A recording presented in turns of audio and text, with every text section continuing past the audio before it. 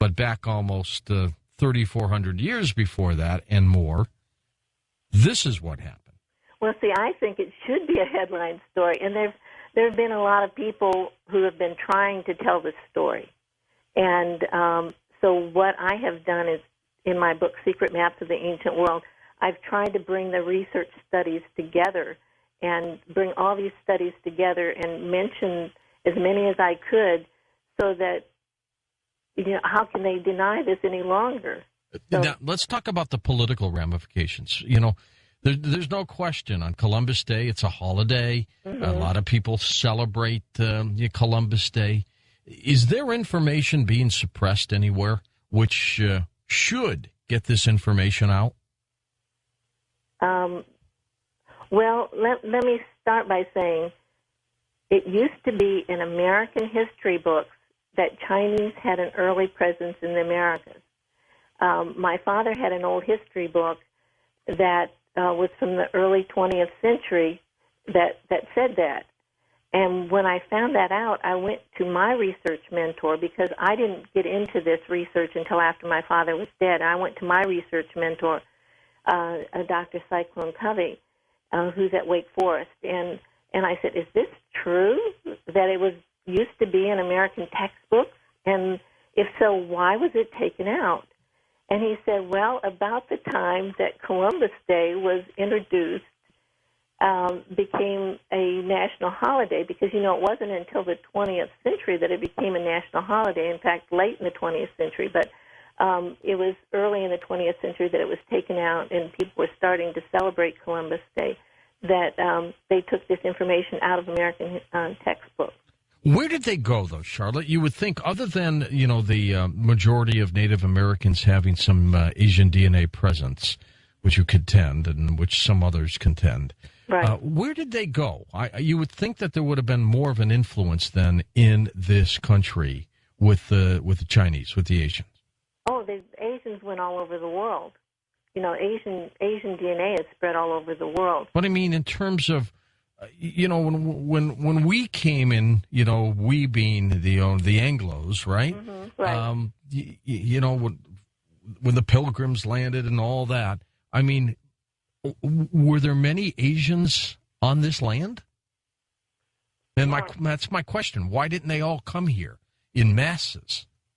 Well, they were here. There were by some estimates, 30 million Native Americans just in North America. So these were descendants of the Asians, and I believe that they had come at many different times. There are many different tribes, many different groups, many different languages among the Native Americans. And but what happened was, in history, in the early 1400s, there was a Chinese admiral named Zheng He, and he had enormous ships. And they've actually proven this because they found parts of them. There was, in the July 2005 National Geographic, a big spread about this. But his ships were so large that if you set it down in the middle of a football field, it would be longer than the length of the football field and wider than the width of the football field. Huge. Right. It was, okay, so remember, this is just before Columbus. Columbus' largest ship, it could have fit 10 of his largest ships, the Santa Maria, into one of Zheng He's ships. And so Zheng He was making different trips, traveling around the world. So the Chinese had developed that capability of having these enormous ships. But in 1433, when Zheng He went back from his final voyage, then China shut down to the outside world for several hundred years. Yeah. And it became a capital offense to go to sea.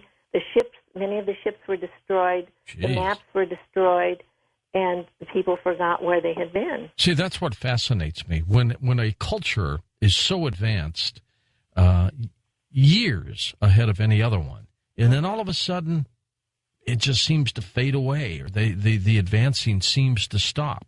I know the Chinese developed the gunpowder. They, were great with herbal medicine and things like that. But something, if they had that kind of progress going on in the BC period, why did it stop? They shut down to the outside world. I'd like to read something from Jeffrey Martin. It's just a short statement. It's from his All Possible Worlds, A History of Geographical Ideas. And he said, students steeped in Western history must keep in mind that from about the 2nd century before Christ until at least the 15th century after Christ, the people of China enjoyed the highest standard of living of any people on earth. So they were, like you said, they were advanced people. Oh, there's no question about that. Mm-hmm. But it seemed to be. But we know what they were like when we finally got behind the wall, and now they're just starting to come back again. Right. And it could happen to us too. I think it is. Mm-hmm. No doubt about that. Let's just hope we don't shut down too much. Right. Seems to be Where do people get the secret maps of the ancient world? They can go to my website, www.harrismaps.com, and if they go, I'm doing a coast-to-coast special tonight and giving autographed copies, not giving, but selling autographed copies of what? of Secret Maps of the Ancient World and also the Asiatic Fathers of America. And there's also a novel that's been written about this, and that's for sale on that site, too. Why did your father start believing this? What really convinced him?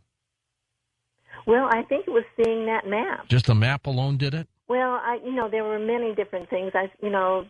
Because he was from the West but raised in the East. He knew the geography of both places, and he could read Chinese when he saw the map and knew what it was saying. He knew the myths. He probably, when seeing the Native Americans, he suspected. There's so many people that said this makes sense.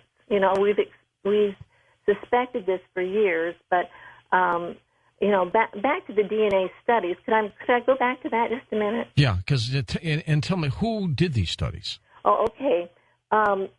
These studies were mainly done by pharmaceutical companies, and they were done. We don't trust a lot of them.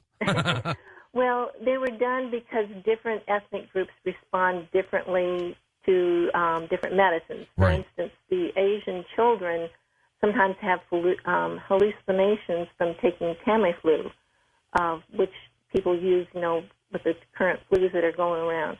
So they have to test the different ethnic groups. And so these studies were mainly done for that. They were mainly done by Caucasians, so it's not Chinese people that are making this up. And I have most of my information, or a lot of my information, from a PhD microbiologist, a book that he's written called Losing a Lost Tribe by Dr. Simon Southerton from Australia. And there's an interesting story that goes with that, too, because Simon Southerton was not only a microbiologist, but he was also a bishop in the Mormon Church. And when he found this information, he realized that it contradicted what the Mormon Church was saying, and which says that the Native Americans are the lost tribe of Israel. So he took this information to the Mormon Church, and then he ultimately quit the Mormon Church, and then they excommunicated him. Why isn't the Chinese government exploiting this story? I don't know. Do you think they should? I think they should. Yeah, I think they should, jump on this and check it out. But in that book that he has, Losing a Lost Tribe, he puts together the information of testing of 175 different Native American tribes. And there's also something on YouTube that people can go to, and it's called DNA versus the Book of Mormon. If you don't want to read the Mormon part of it, go to the end of it where it really discusses the DNA. And there are four main groups of DNA. They're called haplogroups of DNA that are found only in Asians and Native Americans. And they're the haplogroups A, B, C, and D. And that's what the majority of Native Americans are now, small amount are X. And that small percentage is found in Eastern Europe, but it's also found in the north part of China. So these A, B, C, and D are all found in Han Chinese, and then, like I said, X is also found in the northern part of China. I would prefer that somebody read his books or read other information, other studies on this, but DNA is showing that the Native Americans are from Asia. That's fascinating work. Do other scientists jump on these possibilities too, and those historians? Yes. When I spoke at the Library of Congress in 2005, and at that time, the person that spoke on DNA, it was at the Zhenghe Symposium, and the person that spoke on DNA came up and he talked to me, and he said, yes, the DNA does show Asian DNA, but it's from a long time ago, because there are, over a period of time, very slight changes in the DNA that shows that it is Native American DNA as distinct from Chinese or Asian DNA, but it's still from that same haplogroup. So when did your father pass on? He passed on in 81. 81. So here we are, 2010. What would he be saying today, Charlotte, had he been with us? I think he would be happy that I'm working on this. I would certainly hope so, but I think that he would be very happy that I'm working on this now. You're basically keeping his work alive, aren't you? Well, for many years I was a skeptic. When he first did this, the 7 of us were just starting out in life as adults, and we were busy with other things. Sure. We weren't really interested. Other people were skeptical of what my father wrote at that time, and so why shouldn't we be? We weren't the experts. But then in 2003, I actually read Gavin Menzies' book about 1421, The Chinese Coming to America in 1421, and I thought, oh my father, maybe he was right. I better check this out. And so I've been on a big search trying to find out if he was right, and I'm thoroughly convinced now that he was. Fascinating. Okay, Charlotte's website, harrismaps.com, her work, Secret Maps of the Ancient World. And if you're into old-time ancient history, this is a fascinating story and an incredible read as well. Charlotte, thank you so much for being on Coast to Coast this hour. Truly appreciate it. Now,